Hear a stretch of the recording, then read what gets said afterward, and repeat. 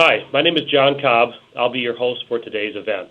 Thank you for joining us today's webinar on the topic of going beyond just prototyping and using 3D printing to create manufacturing tools. Before we get to today's topic, I wanted to give you a brief overview of Stratasys.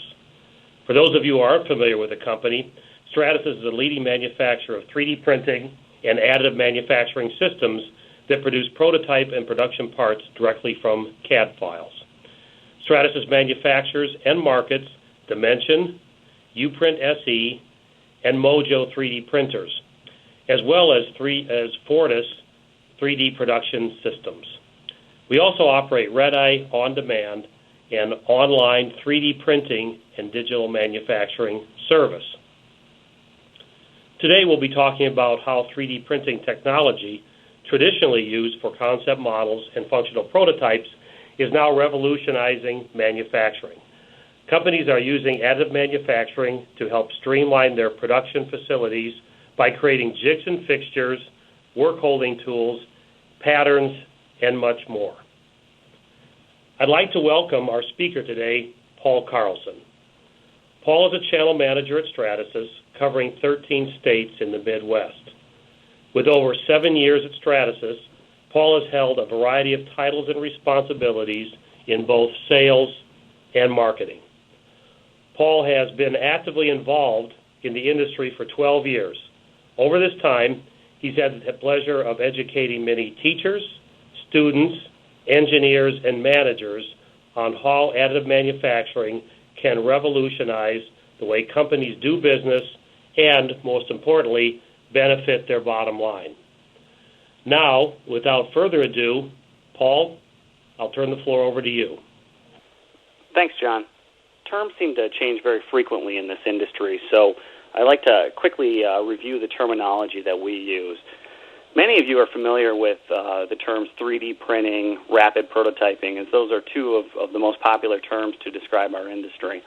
Those terms, amongst others, all actually fall under the additive manufacturing umbrella. Additive manufacturing is a process to create a part or a tool by building it up one layer at a time. So by definition, it's a collection of technologies directly driven by 3D CAD data to produce 3D physical models and parts through an additive process. All right, so now that we've discussed the terminology, let's talk about the primary applications for additive manufacturing. Additive manufacturing has been around for 20-plus years now, and in that time, the primary applications have really been in more of a design arena.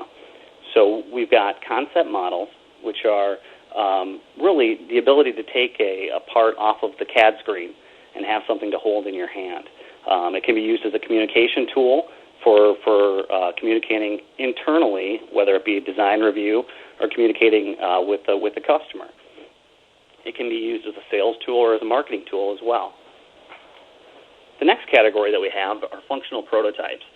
Functional prototypes are very similar to concept models, except they're a little bit more demanding.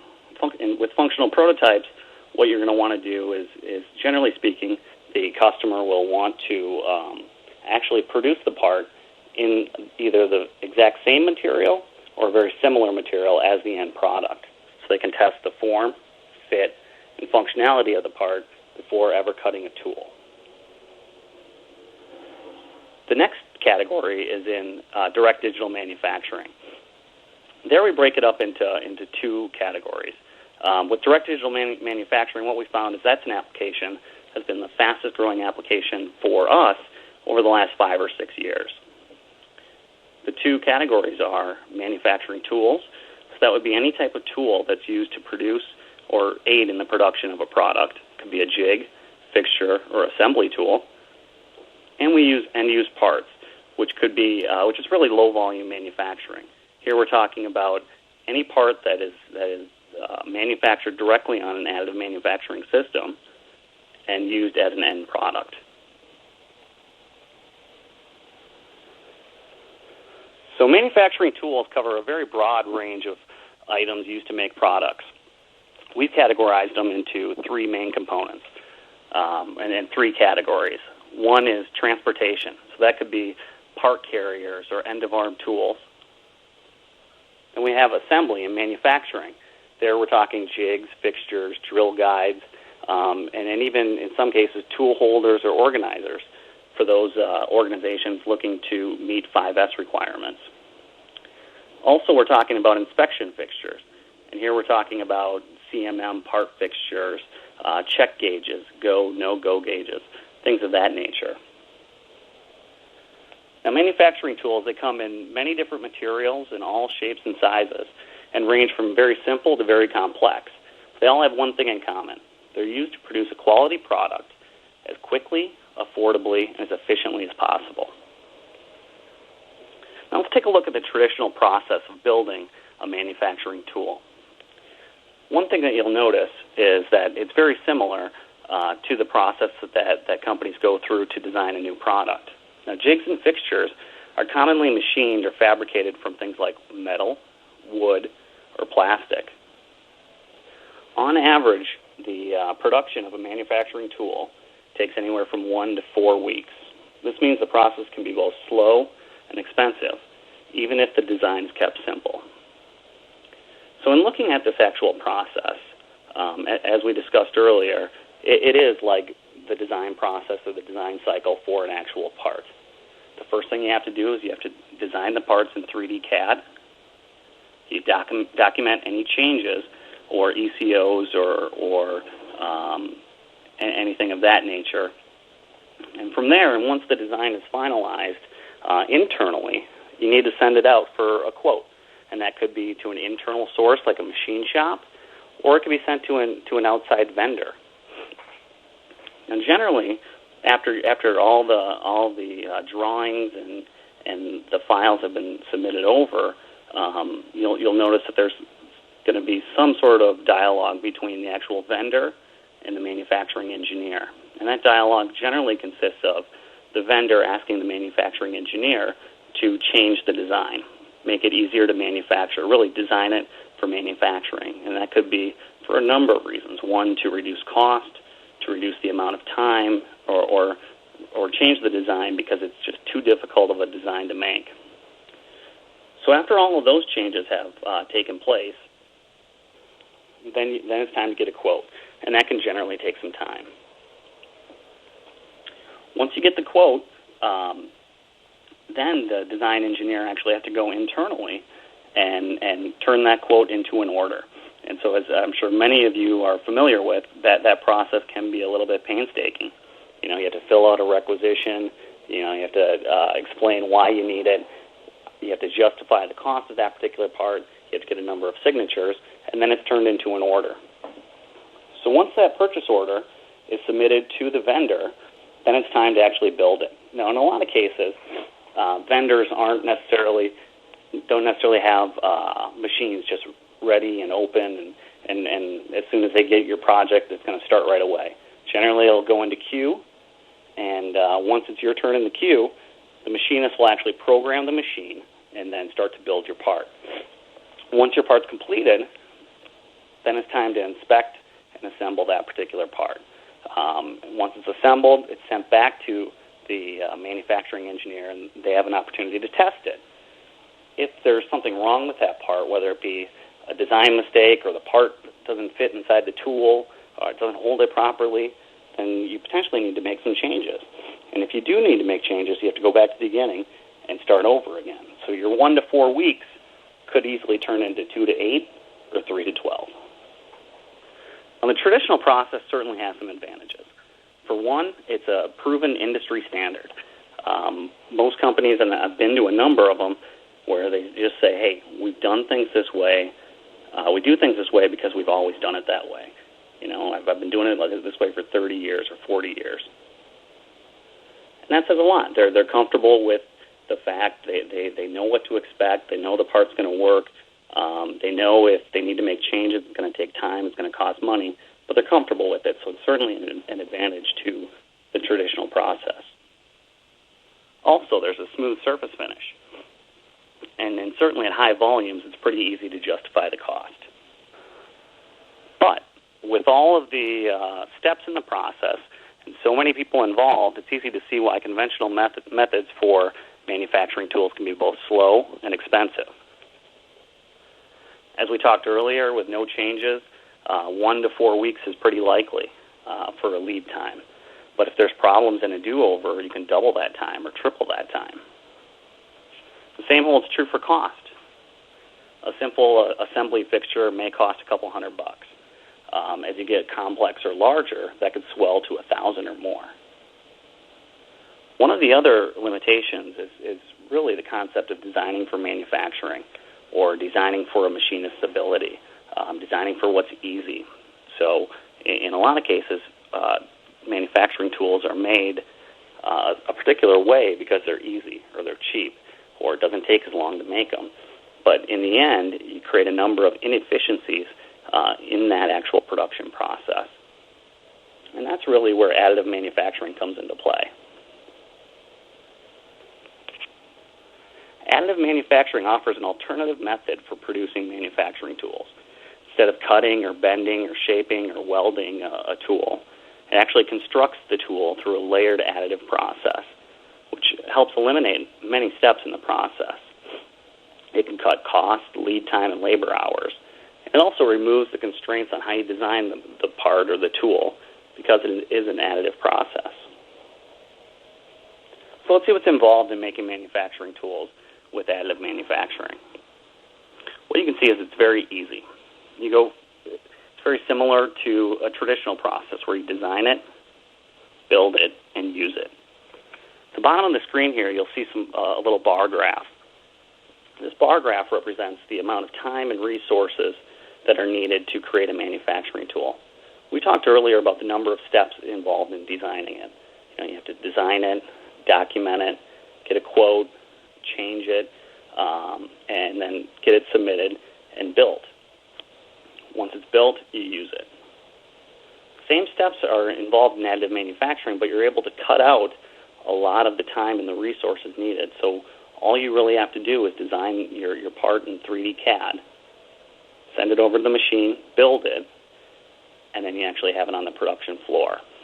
So companies that are using additive manufacturing today to produce manufacturing tools, in a lot of cases, could send a tool to the machine by 5 p.m., come in at 8, the part is done, and by 9 a.m., it's on the production line floor.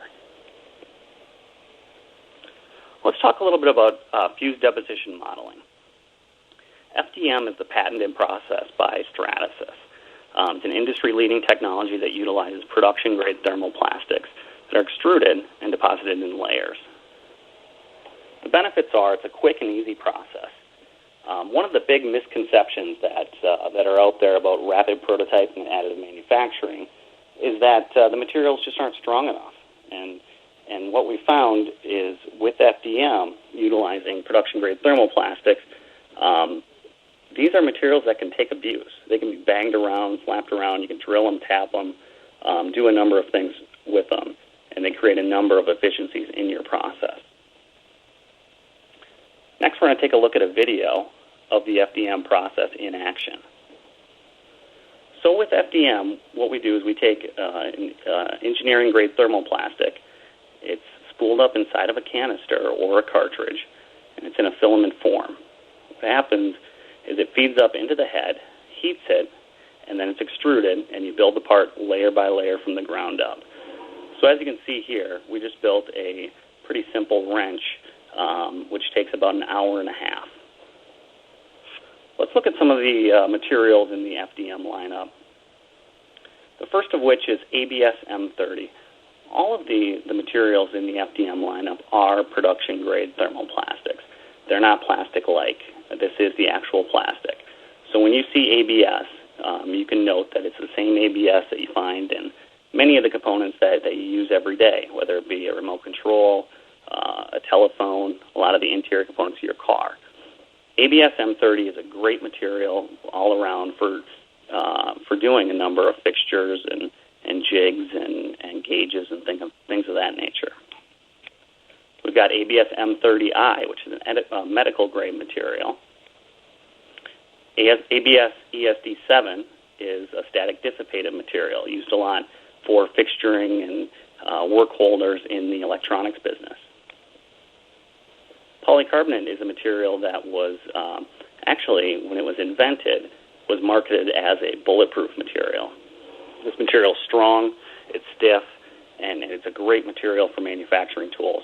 We've replaced a number of Delrin and aluminum fixtures with polycarbonate with great results. We have a polycarbonate ABS blend. This is essentially mixing two materials together to create a material with the greatest impact strength in our lineup. We've got a Class 6 pharmaceutical polycarbonate material. We have Ultem 9085, which is a material from the Sabic Corporation. This material is brought on really for the aerospace industry. It's an FST certified material with a V0 burn rating. And what we found was that this material is not only good for that, but it's a great material for manufacturing tools. It's one of the most popular materials for making jigs, fixtures, and assembly tools. The last material that we list here is polyphenol sulfone. This has our highest heat and highest chemical resistance of any of our materials.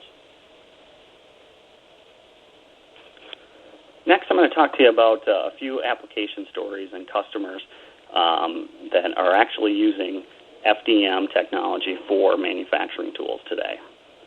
The first is Xerox. Xerox created a new printer, and they made 350 of them, and they were getting ready to test them. What they found is they didn't have the right cable connector, so they needed to modify those immediately. Traditionally, what they would do is they would punch it with steel rule dies.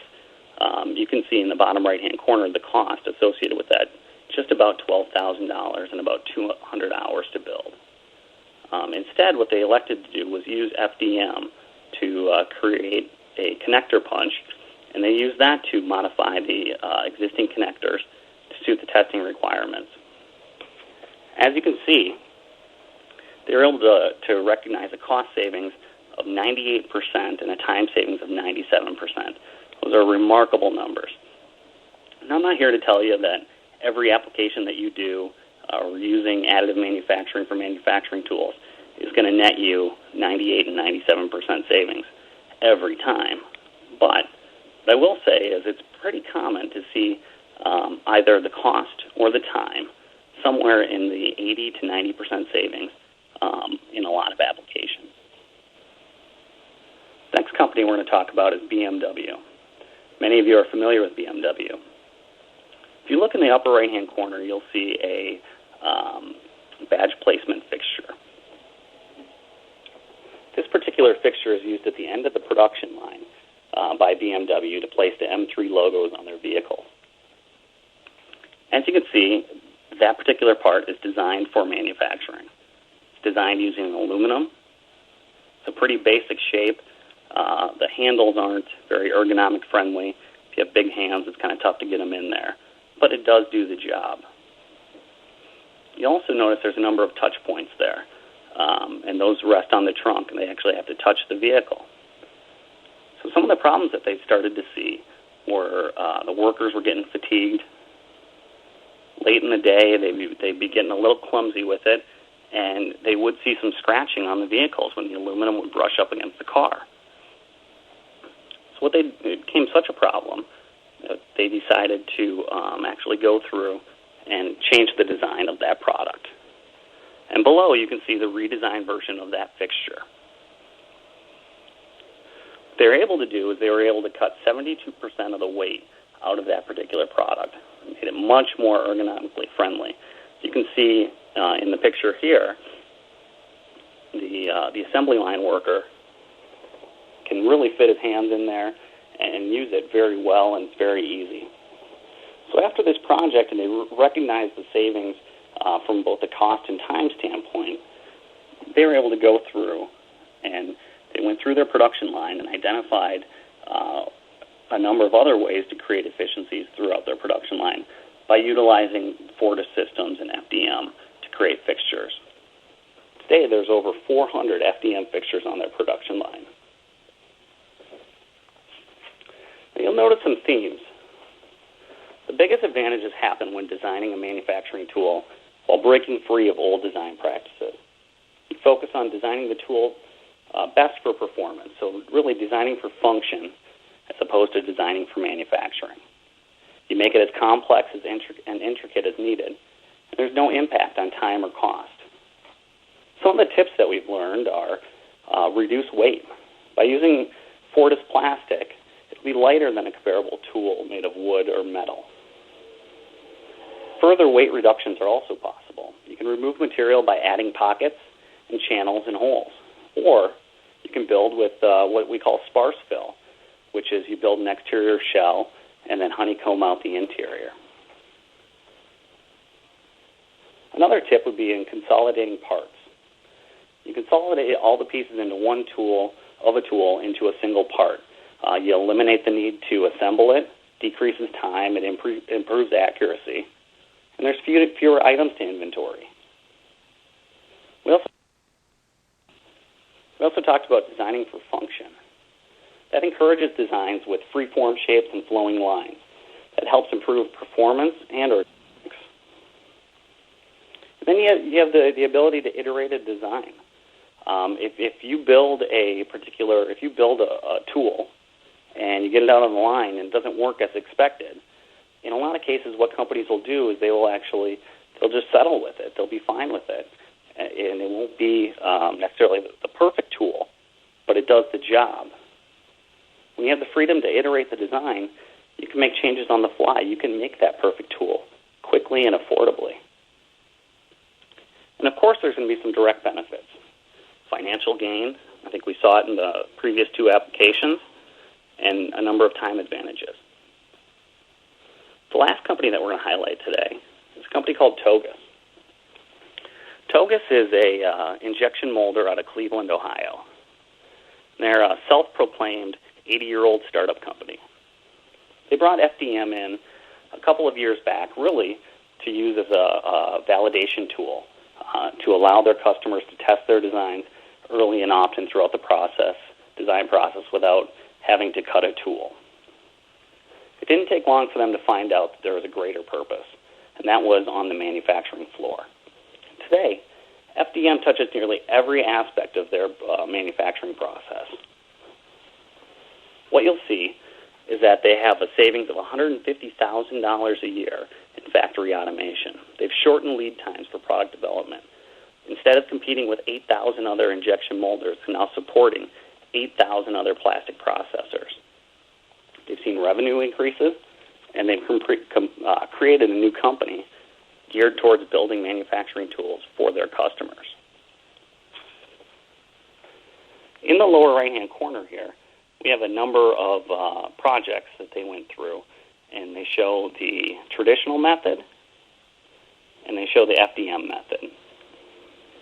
So if you look at the end-of-arm robot, $10,000 in 4 weeks to create the tools for that.